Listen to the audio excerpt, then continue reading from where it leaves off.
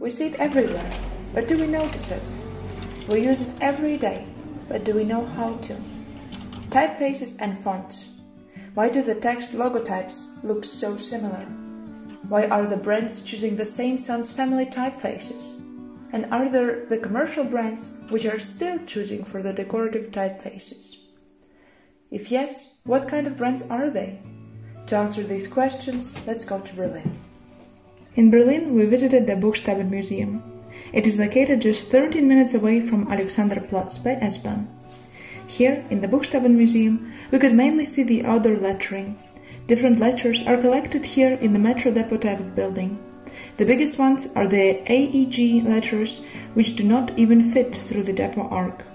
In the next room, there is a curated display called Final Sale, where we could see the letters from different buildings, displayed with the historical notes and interesting facts about the brands next to them. The next room had the outdoor letters separated into colors: white, yellow, green, red and blue. Some of the old LED light tubes are still shining. The last room is the one in which the LED lights are displayed. We had a presentation here during which I presented my research on the topic of font usage in the brand's logotype.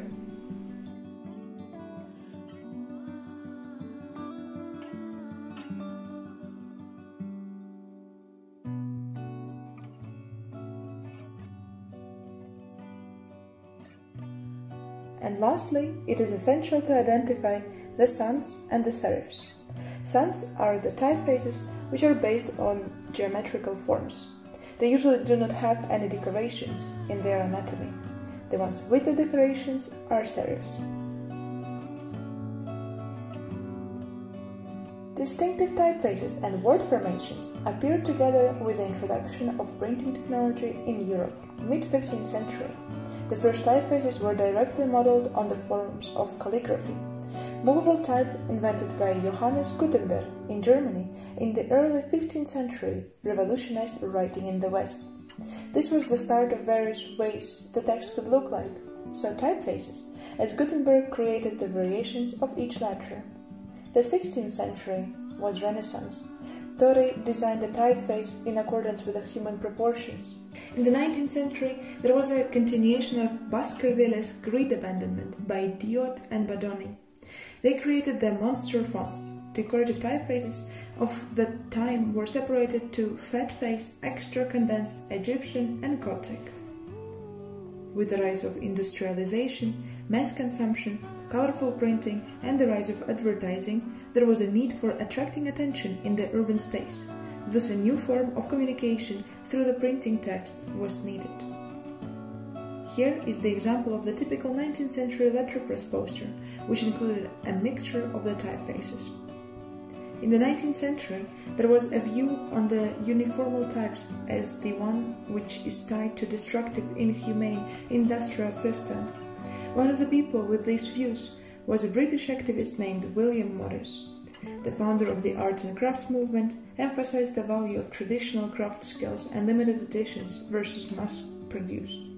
To restore all the beauty of illuminated lettering, socialist Morris founded Kelmscott Press in 1891 to propose an alternative to tasteless, mass-produced goods and poor craftsmanship.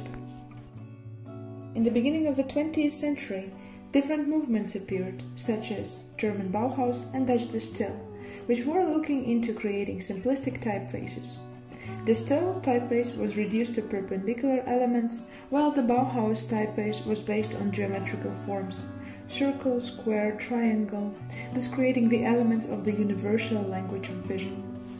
Later, Wim Crowell designed the alphabet suitable for the display on the video screen. The font is consistent with the straight lines, and the author called it programmed typography. With the time, the technology advanced and was not restricting the designers with low resolution. In the early 1990s, the designers were tired of the neat and clean font variations. Thus, once again, as with the grid before, now digital experimenting started, and the rules of having identical letters fell.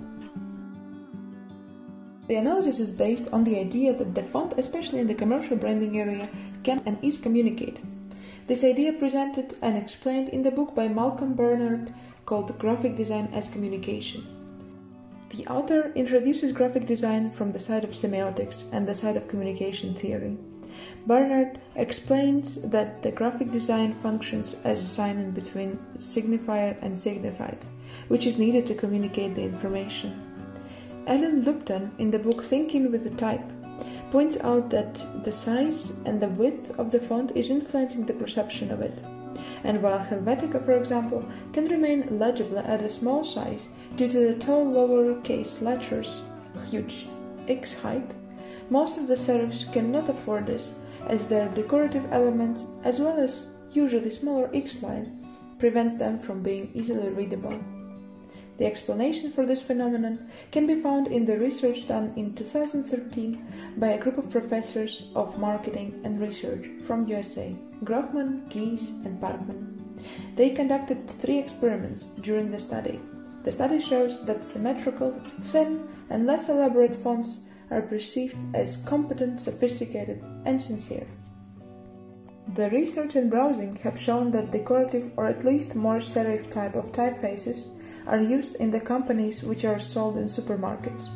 This would be the daily usage products like soft drinks, nutrition, hygiene products, personal care products, and beers.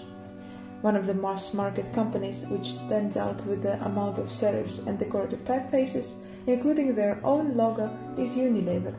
When I visited the Dutch headquarters in Rotterdam to ask about the reasons behind the usage of serif logos, including changing their own logo from the minimalistic to handwritten, the marketing team gave me 2 answers. First, it has always been this way. Second, we are emphasizing being family friendly. Discussing the second reason, true. The products which are having decorative logotypes are promoted to invite supermarket customers to participate in the lifestyle they capture in a logo, creating a certain meaning which can be read at a glance to compete with the off-brand products as well. Focusing on the first reason, namely, it has always been this way, the question is, what's about the new brands? This brings us to the further analysis part, namely accessibility and information sources, in order to create the identity of the brand.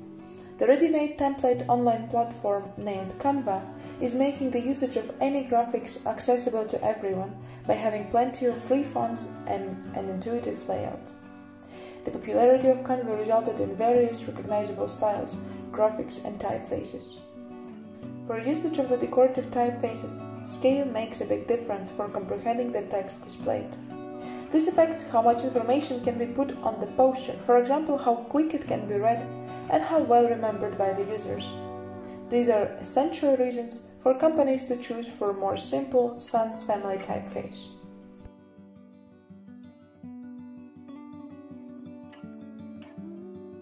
In connection to Buchstabenmuseum itself, it is an interesting place to visit.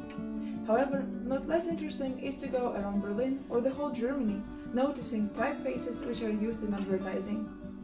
One definite must-visit for you if you're interested in design is to go to Bauhaus in Dessau.